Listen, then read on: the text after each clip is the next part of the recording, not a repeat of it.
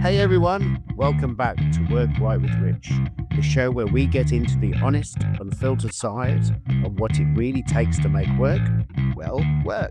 I'm Richard Farmer, your host and Asia Managing Director at CXC. Now, it feels like we've jumped into the year pretty fast, and it's been a bit unpredictable so far. There's a lot going on, growth in some places, caution in others, and no one's quite sure where it's all heading yet. So, what does all this mean for our jobs and where work is moving next? Joining me today is Ying Chua, APAC Head Economist at LinkedIn. We're going to talk about what she's seen so far in 2026, what's happening in the job market, what's changing, and what it might mean for leaders and professionals. Ying, great to have you on the show. Thank you. Great to be here. Fantastic. And it was really good to have you. I've been looking forward to this conversation for a while. So I always like to start. I mean, obviously, LinkedIn, what an amazing brand and business. And you probably have the biggest data set, or probably one of the most current data sets in the world. From an Asia lens, what's surprising you from the data that's currently coming in today? I think one thing that I've really noticed picking up a lot is a shift towards skills rather than job titles. Whereas, Okay. yeah, so what we are starting to see on the platform is that recruiters are looking more for candidates with the right skills and not just the past job titles.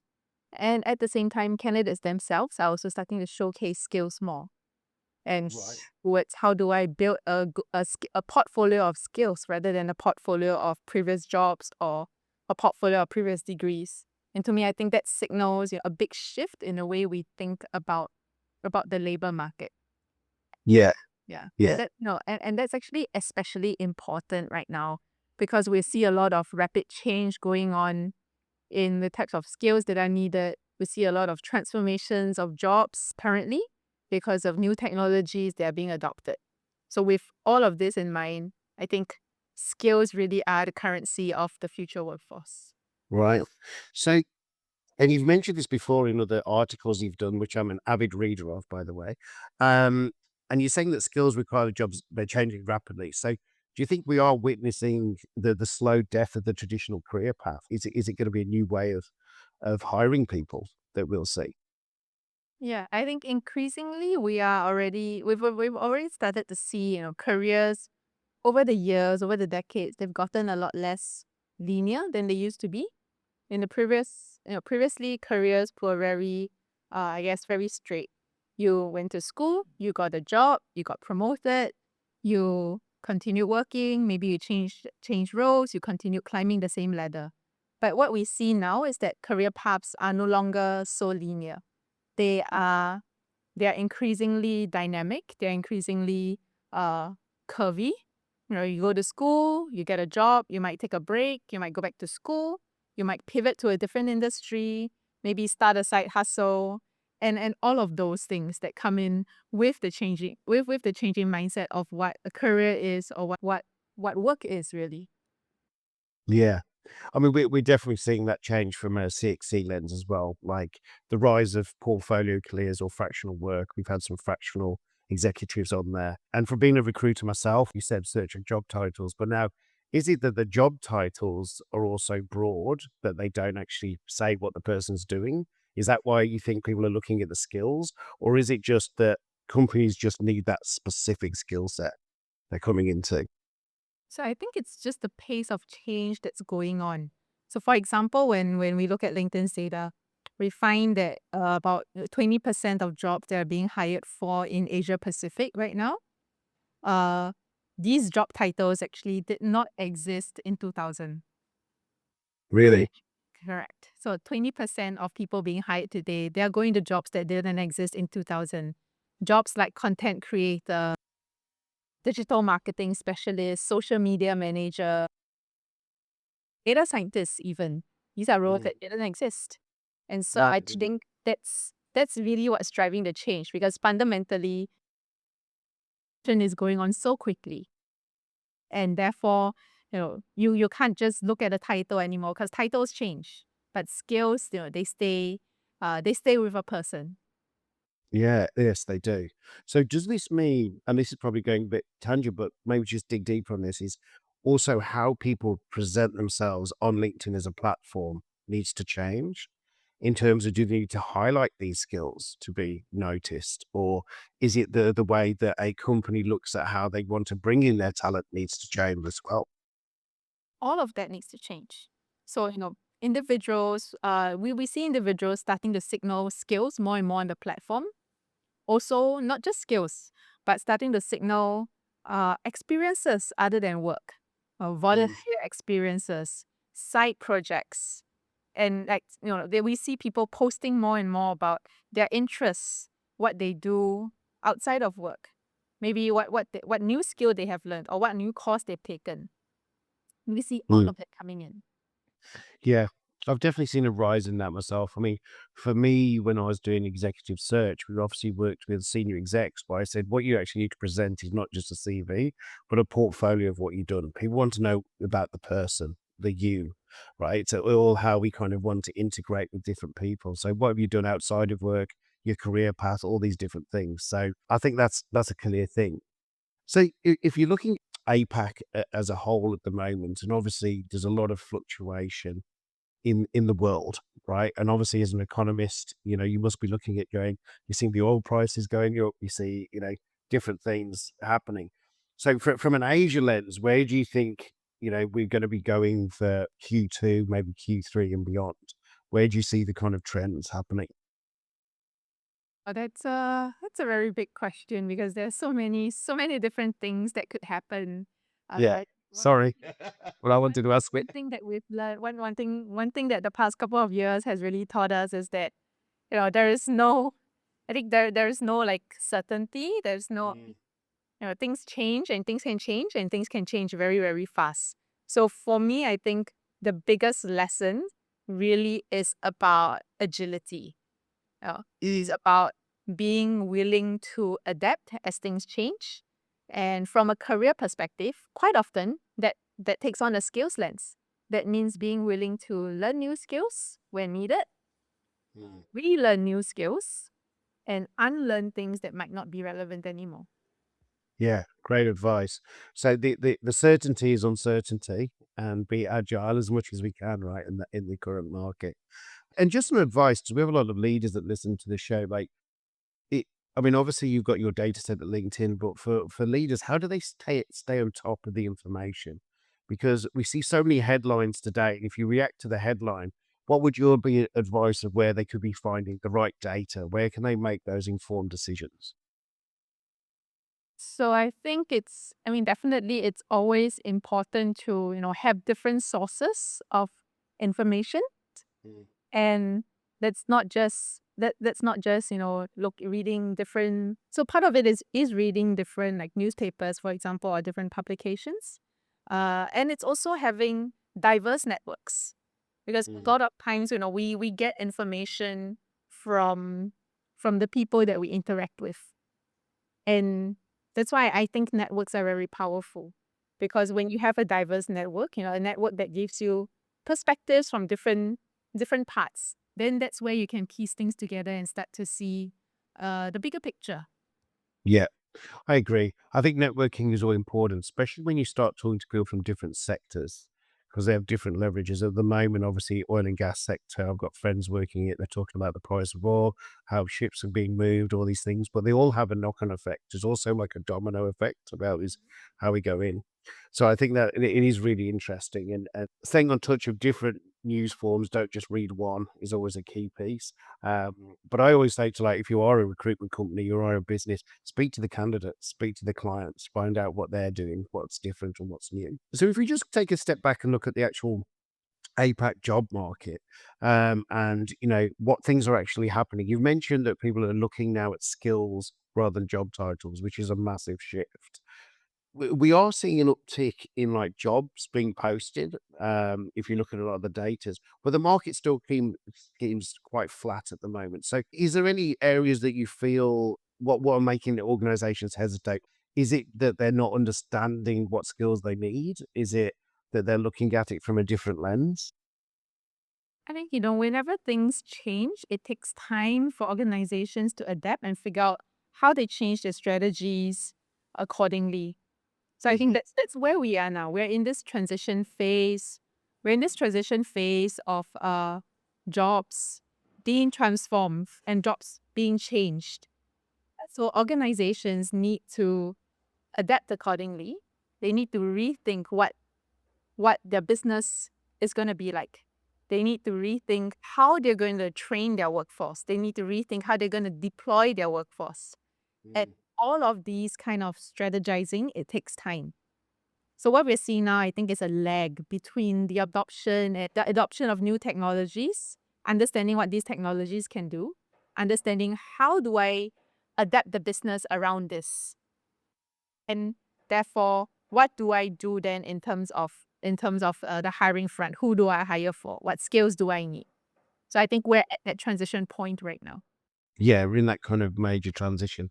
What we've seen, and it'd be good to get your insight, it's the first time that I've seen an open shift towards contingent workforce in Asia. And we like look at companies looking more to contractors to actually solve the situation. Is that something that you've seen as well from your data and so forth in terms of the rise in contracting or contingent or fractional work? No, so we haven't studied that specifically. But what I have seen really is a rise in skills-based hiring. People looking for candidates based on skills and not just based on past job titles. Because I think that's where the shift really is when you're looking for workers now.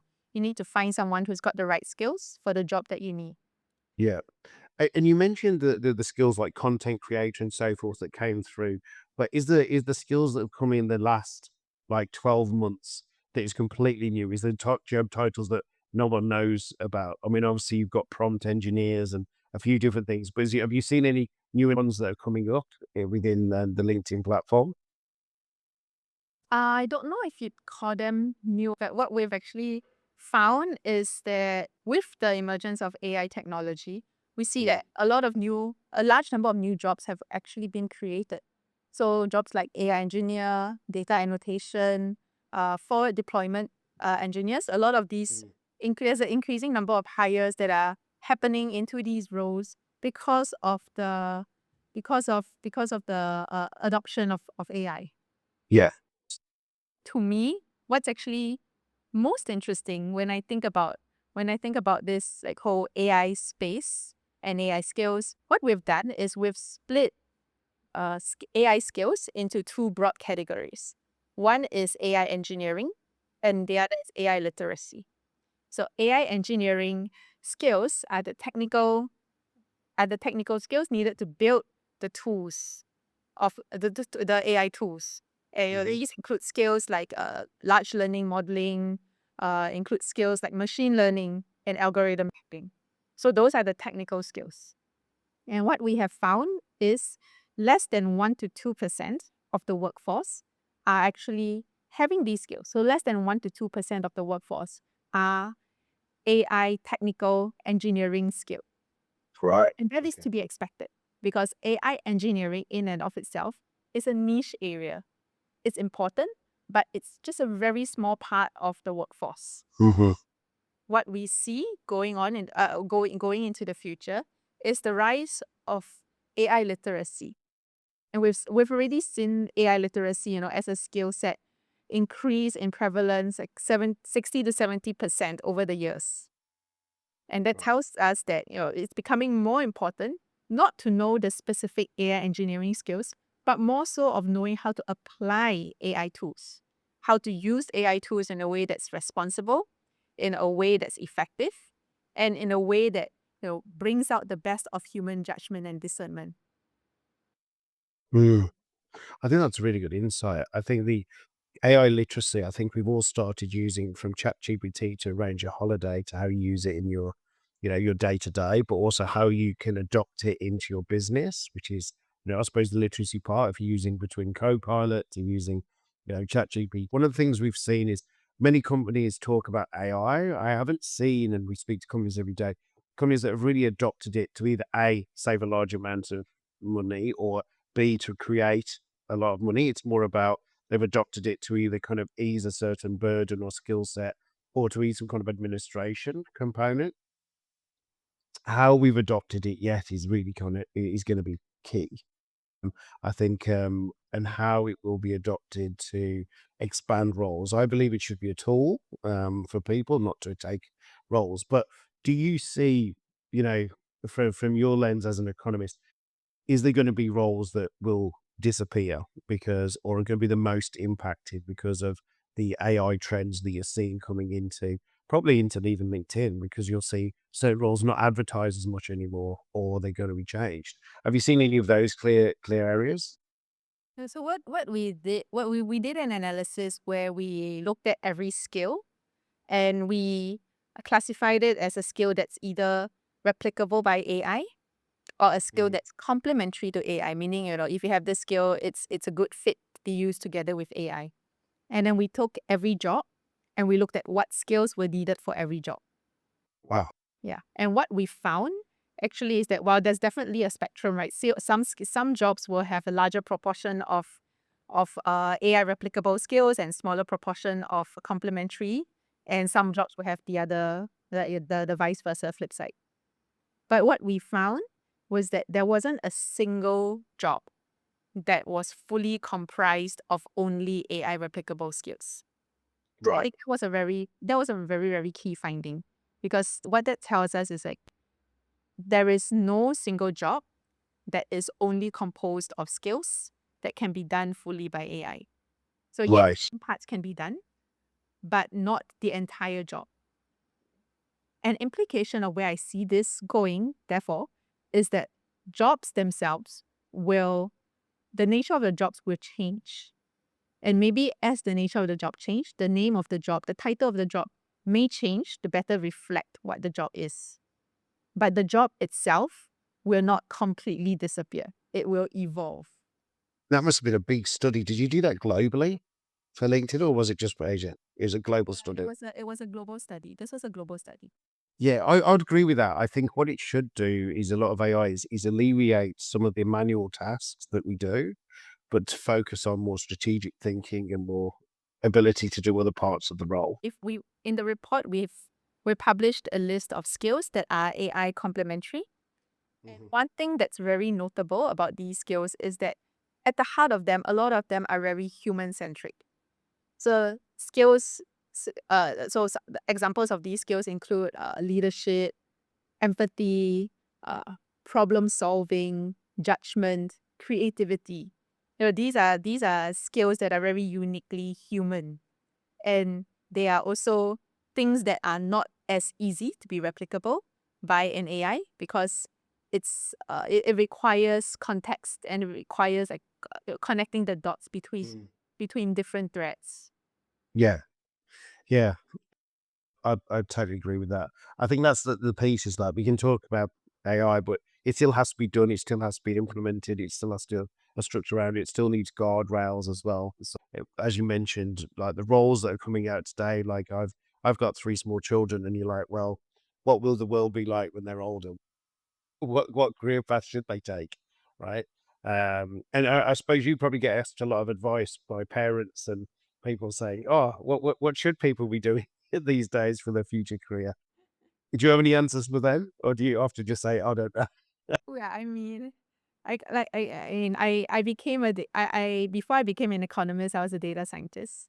Okay. So if you had asked me, or you asked my parents, asked if someone had asked this question in the past, right?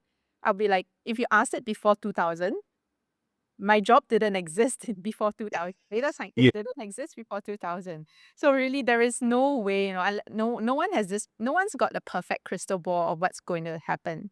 What we can do is see where trends are going and understand, how to teach the next generation to be resilient and to adapt to the changes that are Mm, coming. yeah. Yeah, definitely that. I think resilience is one, especially for younger generations, but also to look at, there's definitely a rise of younger generation being more entrepreneurial, wanting not to take the standard career path, right? There's also so many different career paths now that didn't exist. I mean, there's professional podcast hosts. There's all these different things out there, right, that you can create. I mean, you mentioned the crystal ball, and no one has that, but the podcast is a lot about also leadership and areas to look at. So if you're looking at a leadership team at the moment, and you mentioned kind of looking forward, and they're planning for the rest of the year.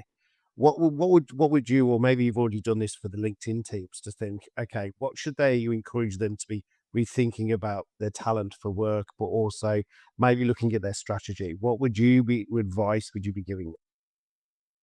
Yeah, I think it's increasingly important for leadership to recognize that HR isn't just about hiring anymore. It's also about skilling. It's also about internal mobility and internal training. And I think the best advice I can probably give is is that a lot of the AI complementary skills that we see, like I mentioned, they are very human centric in nature. And what that also means is that they take time to build.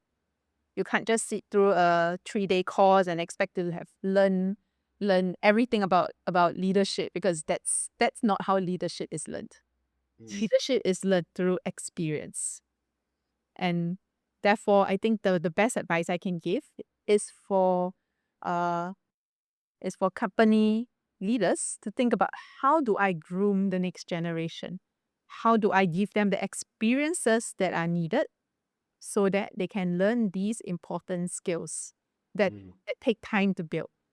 How do I design, work internal mobility opportunities, program rotations, upskilling courses, project work? How do I ensure all of that is embedded into the way I train and encourage and grow my workforce? mm.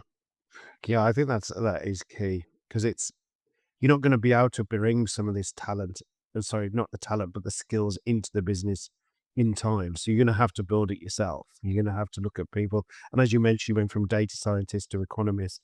Maybe someone goes from technology into being, head of AI, right? And really understanding that and having that passion. I also think there's a real piece here for reverse mentoring as well, because some of the senior leaders or people that are a bit older, like myself, sometimes will need some ideas coming from the younger generations to go, this is how you do this. This is how it's viewed. This is what it's seen. So I think that can also be critical as well. Um, and I suppose, if your business is set the strategy, they're looking forward of what they're looking at from a more business lens or from a APAC lens. What's your thoughts on the future for APAC in terms of trends and economic trends? Are we going the right way? Is Asia where we should be at the moment? Is this, can you see a bright future in terms of growth currently? Yeah, absolutely. I think Asia is the fastest growing region in the world. We have a large growth in terms of GDP. We also Mhm. have a large growth in terms of working age population. And all of those is going to drive growth of the region.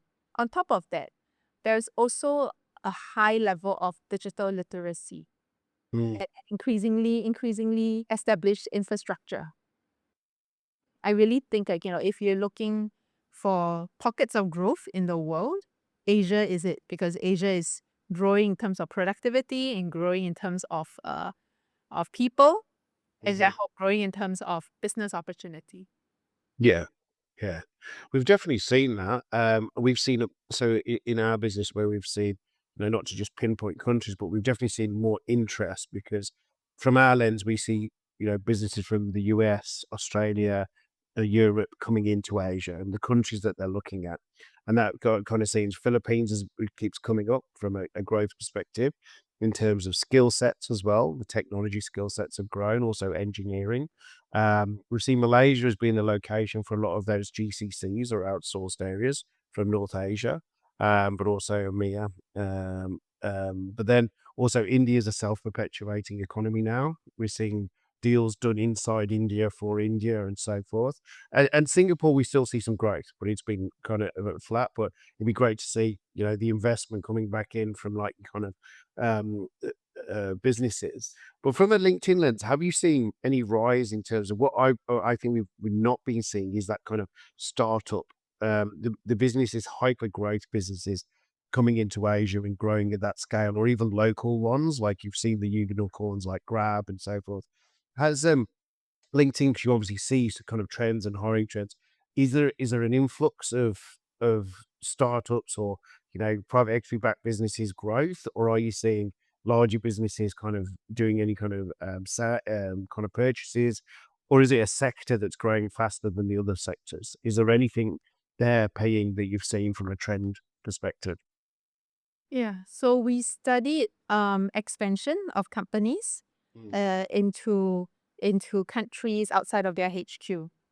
And one of the things we found was that there is, the rate of expansion into Asia is again much higher than the rest of the world. And I think that's just because businesses recognize that there is a lot of growth, mm, both in terms of business opportunity, but also in terms of the number of consumers that are on the ground. So they are expanding into Asia markets in order to expand um the number the people that they sell to, that they can do business with. So we see that. And when it comes to expansion trends, I think one very interesting thing I saw was that although expansion into Singapore hasn't been as rapid, hiring of senior leadership is highly concentrated in Singapore. So we see a lot of hiring of senior leadership in Singapore when it comes to companies that are expanding outside of their HQ countries. And what that tells us is that Singapore is really the place that you go to if you are looking to grow a business in Asia, because Singapore usually becomes then the HQ for the rest of Asia. Yeah, I've probably seen that over the 14 years I've been here. I definitely think that's the key thing. You kind of have that hub, and if your spokes go off into the different areas of Asia with your sales teams, but your hubs here. Maybe the teams aren't as big as they used to be on locations, but you definitely see the senior leadership being based here because it's a fantastic country. It's also easy to get around the region, but also it gives you a really good foot into the Asia market as that grows. And from a LinkedIn perspective, have it's got a fantastic coverage as a platform now for the region. But have you seen any particular country where it's the fastest growing area for you in Asia, is in terms of new members? Where's LinkedIn coming alive in the region? Well, excuse me. Well, we're growing in every region really. And Asia itself is the fastest growing region of LinkedIn globally. So Okay. we've seen massive membership growth across the entire Asia Pacific. And I expect that we will continue to see this growth because, as companies look to grow in this region and as businesses look to expand in, we're gonna see more interest in Asia and therefore more growth in the platform. Oh, fantastic. And you mentioned some of the skills and looking at skills and like areas that they could be deployed.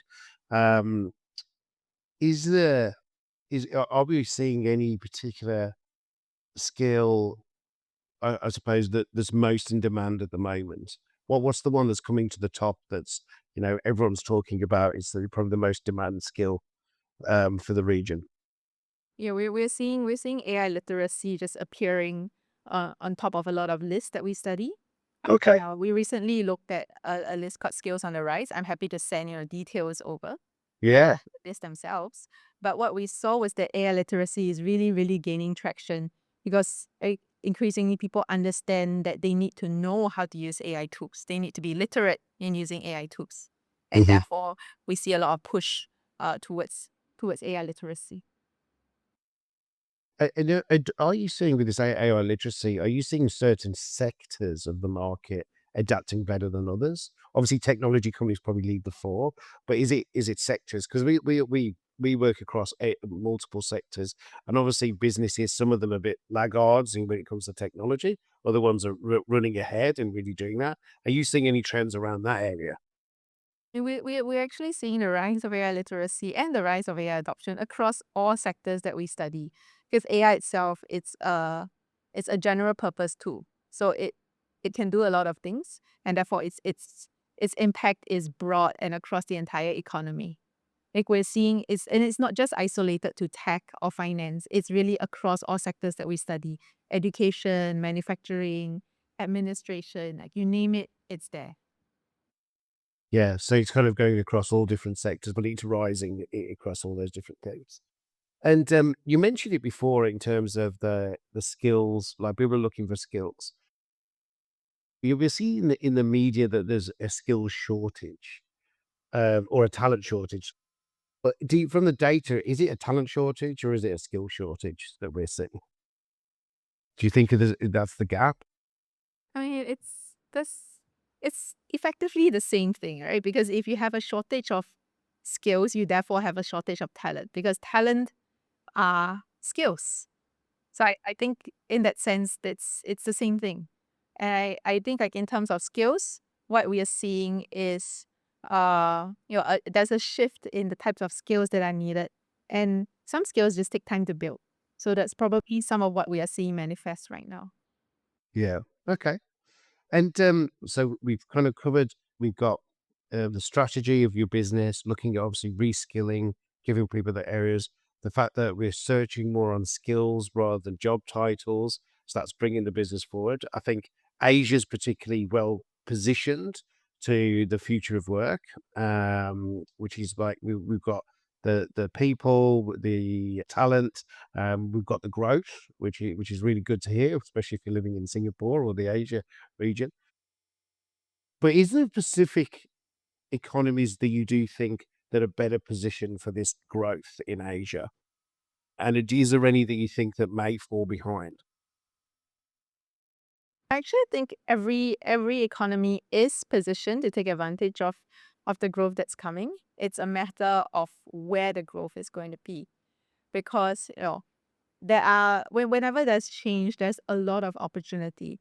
And what we've already seen like some of that start to come in in like recent months. You saw we saw the GDP numbers come in for Singapore, for Malaysia, for some other countries, and a lot of the GDP numbers came in way above forecast. I think that's starting to show like that growth is starting to manifest, and the effects of opportunities being tapped, they're starting to manifest. I suppose they'll all grow in different regions or different areas, right? Certain sectors will be more embedded into those areas from that. And that's going to be key for the region as a whole, right? How we grow, how we adapt. I mean, I think AI is one tool, but we can't just leave what we've been doing before behind.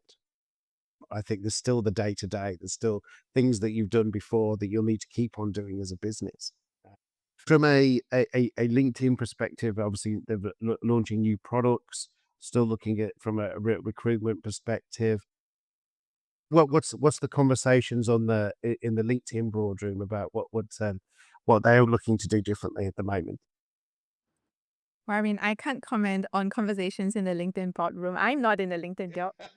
But I think definitely from my perspective, I see a lot more emphasis on skills because as the labor market shifts so quickly, as jobs and workforces transform, I think really skills are going to be what anchors the future, and skills are going to be what helps to drive the next wave of change. Right. So would you say that'd be the biggest workforce trend as a CEO or as a leader is the skills training or the development of their own workforce or how they're hiring skills? Yeah, I think everyone knows that skills are important.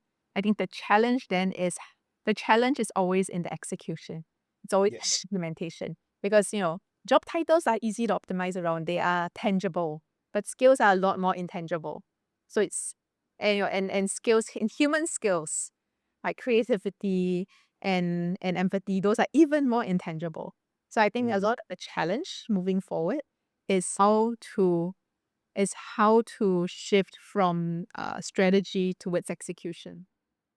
Yeah, I think that you definitely hit the nail on the head with that because a lot of the time it's this people don't know what the skills they need for the role or their company. It's like what skills will we need to be able to do this? I've seen a lot of assessment tools now coming out AI based or non AI based. They're looking at how you actually look at someone from an empathy, like what is their level of empathy? What is their level of soft skills that they can do? What is the kind of person you need in your business to be able to take the business forward from a skills and talent perspective? Um, which is going to be key. It's ever changing. Sometimes we do have to take a step back and also just think about, okay, well, what are we doing here? What do we need to do? It's not just all about out there as well. Okay, from a perspective, Paying, if you could offer one piece of advice for leaders out there today that are in APAC or globally that they're looking, obviously, to start looking at their job specs and skills, but what advice would you give for 2026 in terms of from a So I think the best advice I can give is to think about how I help my workforce use AI better. How do I Mm, help my workforce use AI more effectively, more productively, more responsibly? Part of that is giving training to the workforce, but a bigger part of that is having guidelines because every company is unique. Every company is going to use AI in different ways. And so giving guidelines to employees makes them feel more empowered. It gives them guardrails around what they can and cannot do. And therefore mm. it gives them the confidence to use the tools more effectively. Yeah, I think they're the key ones, that just how to adapt and how to use it to maximize, to help your business grow and also to support your people. Use as a tool to make their jobs better and their lives better. And probably my last kind of question, but I suppose you're always very famous at dinner parties because once it gets to all questions around the world economy, what's your insights? You're probably the person that always gets asked about what they should be doing or what should be investing in. If you're talking to people about educate themselves, or like, what book do you gift to people in terms of if they want to know more about economy or to understand a bit more about the world today? Is there anything that you're telling people to read, or from a personal perspective? So I think, I personally like a book called The Undercover Economist because it's a very readable book for people who are not economics trained. It's quite amusing, and I think that helps people to understand the concepts without getting bogged down by all the details. Okay, Undercover Economist. I'll get it now. Right. I can remember Freak Economics. I think I read that one a while ago. Yeah. Yeah, So the that's under a very famous one too. yeah, Undercover Economist. All right, you've read it here soon. And that's like just from a talent perspective. If have you got any advice? So say someone's leaving university or coming out into the workforce. What advice are you giving to the other side of the LinkedIn world, or the members? The best advice I can give is to remember the importance of agility. No, the world is not like things are not set in stone, and we need to be agile and adaptable to the changes that are happening and the changes that will come. Yeah. Totally agree. Be agile, adaptable, don't just get set in stone. Well, thank you so much for joining us today on Work Right with Rich, Pei Ying. That was absolutely amazing in terms of the conversation. I could talk to you for hours. I've got so many more questions, but I know you've got to get back to work. But thank you so much for joining, and I'll be getting the book today. So thank you very much. Thank you, Richard.